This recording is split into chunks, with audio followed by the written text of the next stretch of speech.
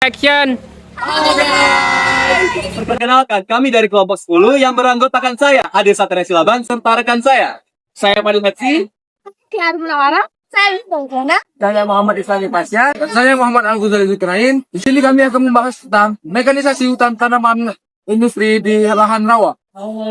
Kalau menyaksikan, Oke, di sini teman-teman kami membahas mengenai mekanisasi hutan tanaman industri di lahan rawa. Nah, teman-teman, sebelum kita masuk ke inti pembahasan, aku bakal ngasih gambaran terlebih dahulu mengenai apa itu hutan tanaman industri. Hutan tanaman industri atau yang biasa disingkat HTI adalah hutan yang sengaja ditanam bukan secara alami. Nah, biasanya jenis tanaman yang ditanam itu adalah tanaman yang cepat tumbuh, teman-teman. Seperti apa sih contohnya? Seperti akasia, seperti eukaliptus. Itulah contoh tanaman yang cepat tumbuh, teman-teman. Nah, selanjutnya, kenapa sih itu ditanam?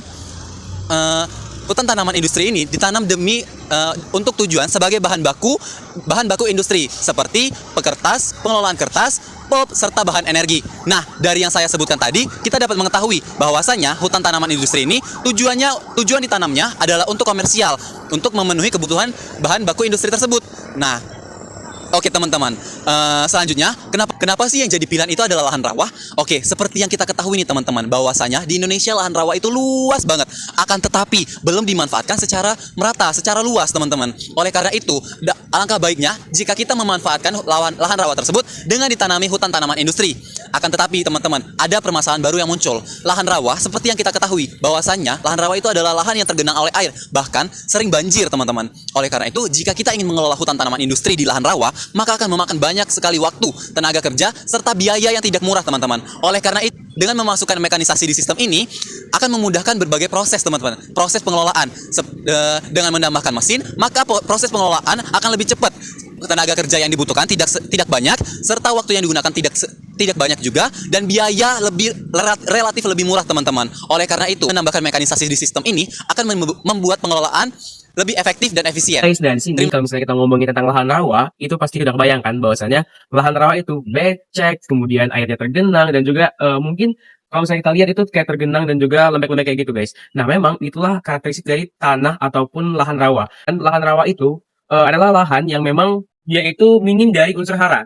Sehingga kalau misalnya kita mau nanam atau kita mau bercocok tanam atau ingin menumbuhkan sesuatu itu, kalau misalnya kita tidak kelola dengan baik, itu maka akan susah. Sehingga mungkin saja nih kita udah tanam tapi nggak tumbuh. Ya karena unsur hara yang ada di dalamnya itu sedikit. Kemudian ada lagi nih keunikan dari lahan rawa itu sendiri. Kalau misalnya lagi musim hujan, seperti yang kita lihat sekarang ya, kalau misalnya musim hujan, itu bisa terjadi kemungkinan itu banjir yang sangat besar sekali.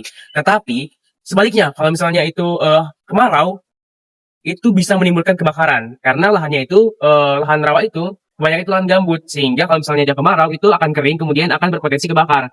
Jadi saya akan jelaskan lagi, kalau misalnya lahan rawa itu adalah lembut guys. Sehingga kalau misalnya kita mau bercocok tanam nih, itu harus secara manual, tidak bisa menggunakan alat berat. Karena kalau misalnya kita gunain traktor, bayangin nih, manusia aja itu bisa anggapannya tenggelam. Apalagi kalau misalnya traktor. Sehingga sulit tuh kalau misalnya kita mau ngobrolin atau mau ngomongin bahwasannya kita mau bercocok tanam menggunakan traktor itu sendiri. Teknologi dan mekanisasi di lahan rawa. Untuk mengatasi semua tantangan tadi, dipakailah teknologi mekanisasi. Mesin-mesin yang dipakai pun bukan mesin sembarangan, tapi mesin yang memasang didesain khusus buat rawa. Misalnya ada ekskavator rawa atau swam ekskavator. Bedanya sama ekskavator biasa itu di bagian rantainya, lebih lebar, bahkan jika ada yang dipasang ponton, jadi dia bisa jalan di lumpur tanpa tenggelam. Ada juga mesin amfibi yang bisa bergerak di darat maupun di air. Nah, buat penanaman tadi, ada tree planter mesin.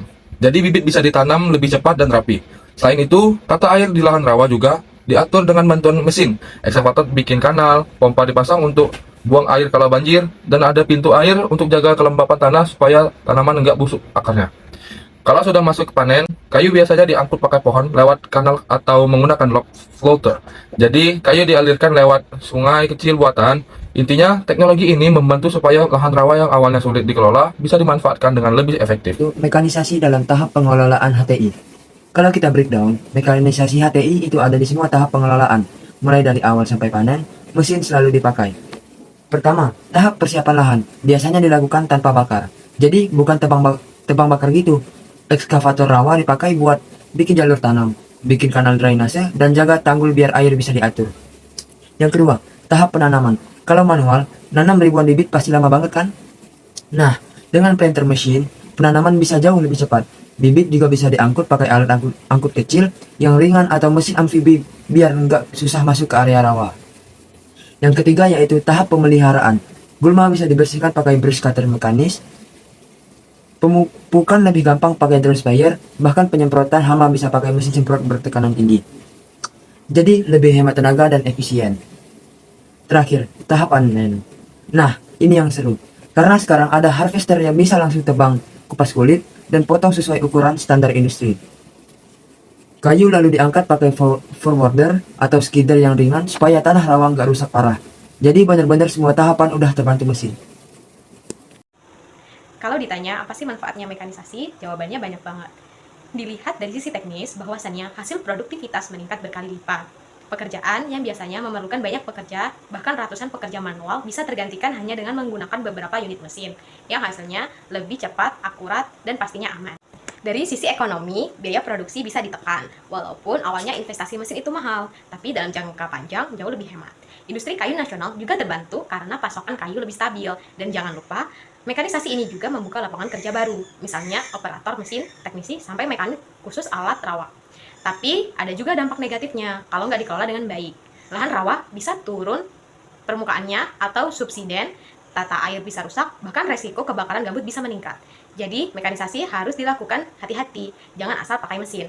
Harus pakai prinsip ramah lingkungan biar manfaatnya lebih besar daripada resikonya. Oke, jadi teman-teman, bisa kita simpulin kalau mekanisasi itu adalah kunci suksesnya pembangunan hutan tanaman industri di lahan rawa. Dengan adanya mekanisasi, semua kendala teknis bisa diatasi mulai dari kondisi tanah yang lembek, banjir, sampai susahnya akses transportasi.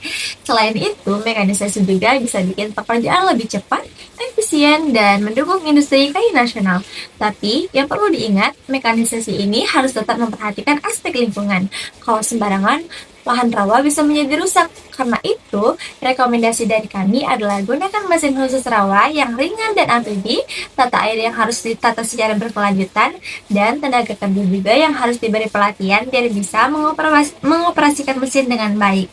Selain itu, kolaborasi antar pemerintah, universitas, dan perusahaan juga penting banget untuk menciptakan inovasi baru di bidang mekanisasi yang lebih ramah lingkungan. Kalau semua dilakukan, HTI di lahan rawa bukan hanya menguntungkan secara ekonomi, tapi juga bisa tetap menjaga kelestarian lingkungan. Oke, mungkin cukup sekian penjelasan dari kelompok kami. Terima kasih atas perhatiannya teman-teman. Sampai jumpa, bye-bye.